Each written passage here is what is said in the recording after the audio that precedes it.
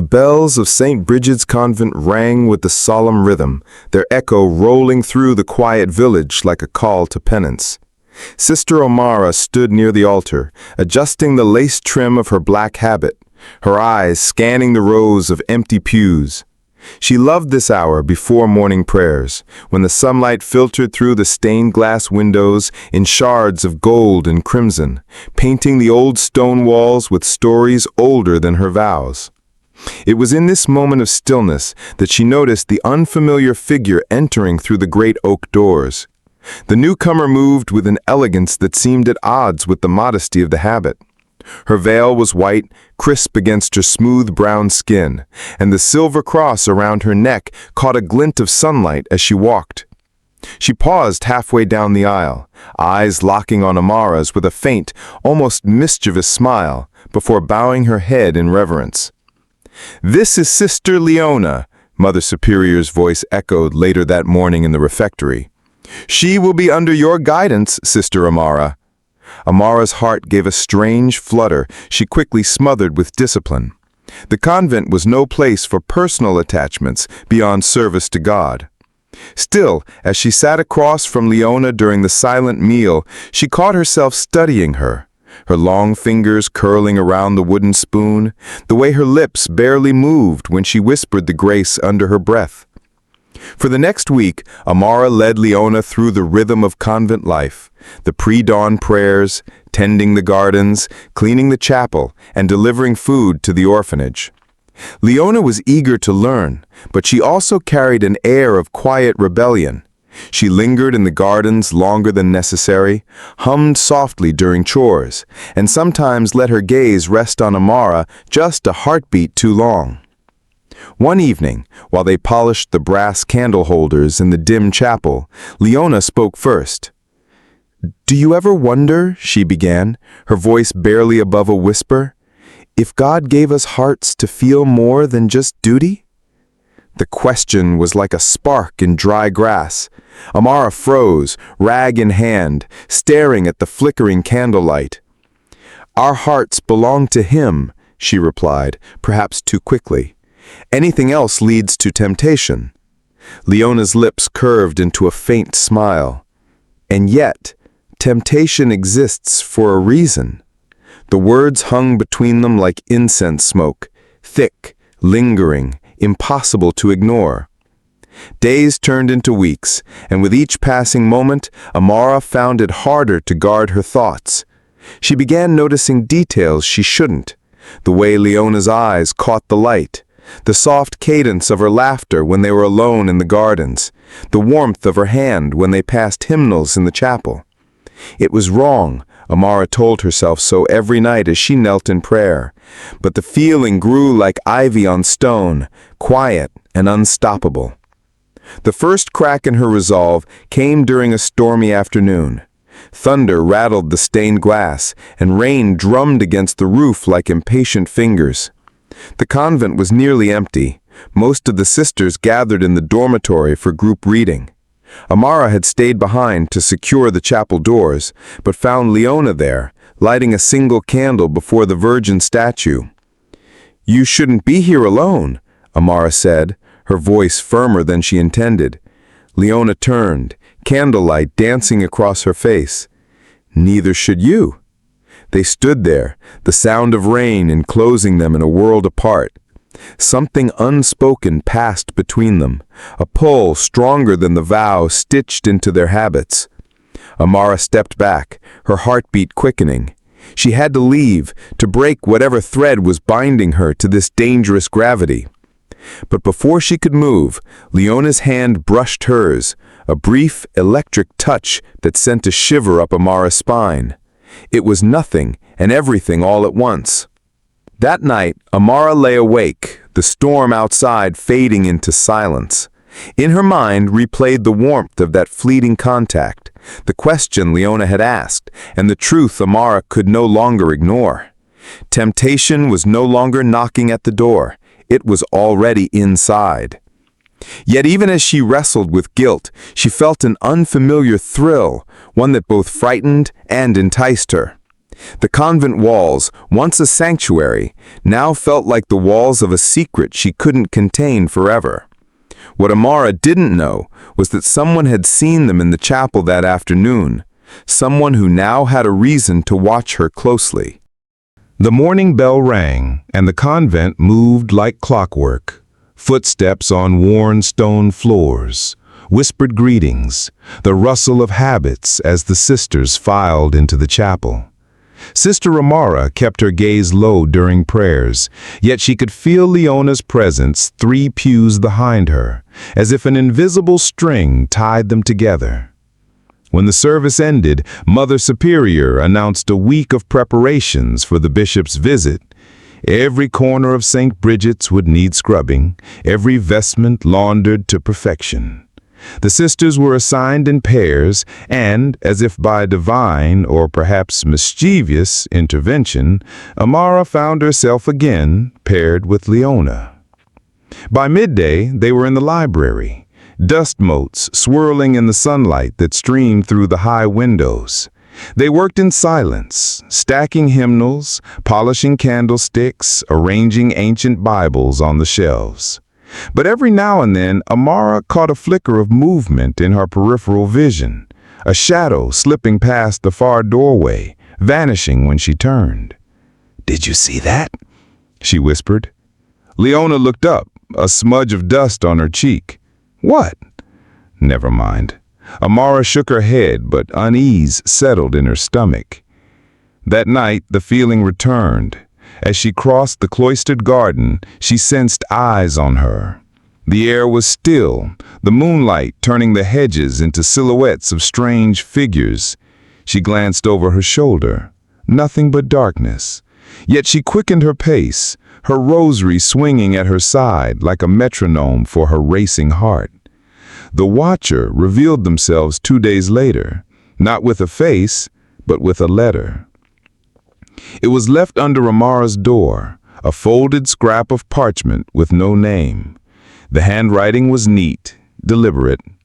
"Your hands do not belong in another's. The bishop is coming." Her throat tightened. She burned the note in her candle's flame, watching the edges curl into ash, but the words etched themselves into her mind. Someone had seen. Someone knew. The following afternoon, she found Leona in the sacristy, humming as she arranged fresh flowers near the altar. Amara's nerves were frayed, her voice sharper than intended. "We have to be careful." Leona's humming stopped. "So someone is watching." "You knew?" "I felt it too," Leona admitted, her eyes glinting with something between fear and defiance. "But does it matter? They'd have to prove something before they accuse." Amara wanted to believe that. Yet during Vespers that evening, she noticed Sister Agnes, a rigid woman with a hawk-like gaze, staring not at the altar, but at us. The days that followed were a tightrope walk. Amara avoided lingering touches, avoided the gardens where whispers could be overheard. But temptation has a way of finding cracks in even the strongest resolve. On the eve of the bishop's arrival, the convent was quiet. Most of the sisters had retired early, but Amara lingered in the chapel, her fingers tracing the carved wood of the pews. I heard the soft creak of the door and knew, before turning, that it was Leona. "I couldn't sleep," she whispered. Amara should have walked away. Instead, she stepped closer, their shadows merging in the candlelight. "This is dangerous," she murmured. "Then let's not waste it." The kiss was slow, deliberate, nothing like the fleeting touch in the storm weeks ago. It was a confession without words, a surrender. But just as Amara's heart began to steady into the rhythm of it, the sound came, like a breath drawn sharply through teeth. They broke apart. The doorway was empty, yet the lingering sense of another's presence was undeniable. Somewhere in the darkness, someone had been there, watching. When the morning came, Amara discovered a second note under her door. This time, the handwriting was sharper, angrier. "I warned you. The bishop will know." The bishop's arrival was marked by a procession of black cars that rolled up the gravel path, the crunch of tires loud against the morning stillness. The sisters stood in a neat line to greet him, their habits swaying gently in the breeze. Bishop Raphael was a tall man, his gold-threaded vestments catching the light, his eyes sharp and unblinking as they swept over the convent. When his gaze passed over Sister Amara, it lingered, not warmly, but as if measuring her. She lowered her eyes, heart pounding. The week became a flurry of ceremonies, inspections, and whispered conversations behind closed doors. The bishop was here officially to review the convent's operations, but it soon became clear to Amara that his interest ran deeper. During a midday inspection of the chapel, he called her aside. "I've heard you are one of the convent's most devoted, but devotion can be compromised. Do you agree?" Amara forced a smile.